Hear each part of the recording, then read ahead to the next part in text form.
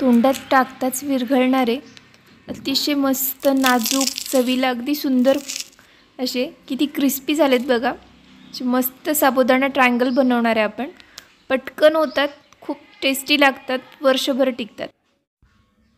So आपले मस्त असे जिभेवर ठेवताच विरघळणारे आणि अगदी वेगळे असे साबुदाणा ट्रायंगल बनवण्यासाठी मी इथे घेतला 1 वाटी भिजवलेला साबुदाणा। साबुदाणा नेहमीपेक्षा थोडंसं जास्त पाणी घालून रात्री भिजवून ठेवायचा आणि मग सकाळी तो वापरायचा। तर तो साबुदाणा मी इथे एका मिक्सरच्या भांड्यात घेतला, थोडा थोडा करून घ्यायचा, त्यामध्ये थोडंसं पाणी घालायचं आणि अगदी छान असं बारीक फिरवून घ्यायचा। म्हणजे जितकं शक्य होईल तितकं चांगलं बारीक करून घ्यायचं आहे त्याला, असा अख्खा साबुदाणा नाही राहिला पाहिजे त्याच्यात। तुम्ही बघू शकता इथे मी छान त्याचं असं पीठ करून घेतलं। 2 बॅचमध्ये करते म्हणजे मिक्सरवर पण लोड येणार नाही, कारण बऱ्याचदा असं होतं साबुदाणा जसं जसं आपण मिक्सरला फिरवू तसा तो जास्त चिकट होऊन गोळा होतो आणि मिक्सर बऱ्याचदा ब्लेड खराब होतो, त्यामुळे थोडा थोडा घेऊन फिरवायचा। तो मी इथं एका भांड्यात काढून घेतला। ज्या भांड्यामध्ये तुम्ही हे पीठ शिजवून घेणार आहे त्यात काढायचं। शक्यतो थोडंसं जाडबुडाचं भांडं वापरायचं, म्हणजे तशी कढई किंवा तसं पातेलं वापरायचं। आता 1 वाटी आपण भिजवलेला साबुदाणा घेतला होता, तर त्यामध्ये आपण घालतोय 3 वाट्या कोमट पाणी। थोडंसं कोमट करून घेतलेलं पाणी वापरायचं। हे प्रमाण अगदी परफेक्ट होतं 3 वाट्यांचं, त्यापेक्षा जास्त पाणी घालायचं नाही, नाहीतर मग पीठ खूप पातळ होतं आणि आपल्याला जे त्याचे ट्रायंगल्स करायचे ते बनत नाहीत व्यवस्थित। तर हे अगदी सावकाशपणे सगळं मिक्स करून घ्यायचं आहे, अजिबात गाठी नाही राहिल्या पाहिजेत। थोडंसं कोमट पाणी घातल्यामुळं ते पटकन विरघळतं पीठ आणि गाठी अजिबात राहत नाहीत। इथं मी पीठ व्यवस्थित पाण्यात मिक्स करून घेतलं, अजिबात गाठी नाही आहेत राहिलेल्या। आता आपण याला शिजवून घेणार आहे। शिजवून घेताना अधूनमधून व्यवस्थित हलवत राहायचं बुडापासून, नाहीतर पटकन कढईला किंवा पातेलं ज्याच्यात तुम्ही हे पीठ शिजवताय त्याला हे पीठ लागू शकतं। शिजवताना सुरुवातीला गॅस थोडासा मोठा ठेवायचा आणि मग पीठ शिजायला चालू झालं, उकळी यायला चालू झाली की मध्यम गॅसवर मग पुढचं अख्खं पीठ शिजवून घ्यायचं। सतत अधूनमधून ढवळून घ्या। हे ट्रायंगल्स खूप मस्त होतात, अगदी तोंडात टाकले की लगेच विरघळतात आणि 1 वाटी साबुदाण्यापासून आपण जवळपास 500 ते 700 ट्रायंगल्स करू शकतो, इतके छान होतात। मुलांना तर खूप आवडणार आहे।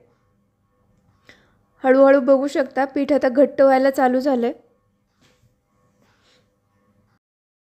पीठ बऱ्यापैकी शिजत आलंय आपलं। बघू शकता किती छान ट्रान्सपरंट दिसतंय। असं ट्रान्सपरंट दिसायला लागलं की समजायचं की पीठ शिजत आलंय। पीठ चांगलं शिजत आलं की त्यामध्ये घालायचे चवीनुसार मीठ। परत एकदा छान सगळं मिक्स करून घ्यायचं। आणखीन थोडंसं शिजू देणार आहे आपण पीठ। जरा असं घट्ट वाटायला लागलं की मग गॅस बंद करायचा, म्हणजे मग थंड झाल्यानंतर हे पीठ आणखीन आळतं आणि जास्त घट्ट होतं। त्या अंदाजाने छान शिजलं, ट्रान्सपरंट दिसायला लागलं, घट्ट वाटायला लागलं की बंद करायचा गॅस। गॅस बंद करून घेऊन थोडंसं पीठ कोमट होऊ देऊयात। आता पीठ थोडंसं कोमट केलं मी, थंड नाही, अगदी थोडं कोमट केलं म्हणजे आपल्याला पायपिंग बॅगमध्ये भरता येईल। इथे मी घेतली एक पायपिंग बॅग, आपण केकसाठी वगैरे जी वापरतो ती। त्यामध्ये थोडं थोडं पीठ घ्यायचं पळीने। थोडंसं गरम असतानाच ही प्रोसेस करायची, अगदी कडक पण नाही आणि अगदी थंड पण नाही, या स्टेजला। पायपिंग बॅगमध्ये व्यवस्थित छान पीठ भरून घ्यायचं आणि त्याला थोडीशी कट करून घ्यायची, तुम्हाला जितपत जाड किंवा पातळ हवेत त्या अंदाजाने। फार जास्त जाड करायचे नाही आहेत पण हे ट्रायंगल्स। त्याला कट करून घ्यायचं आणि आपण नेहमी जसे प्लास्टिकच्या पेपरवर पापड वगैरे घालतो त्याचप्रमाणे हे ट्रायंगल्स घालून घ्यायचे सगळे।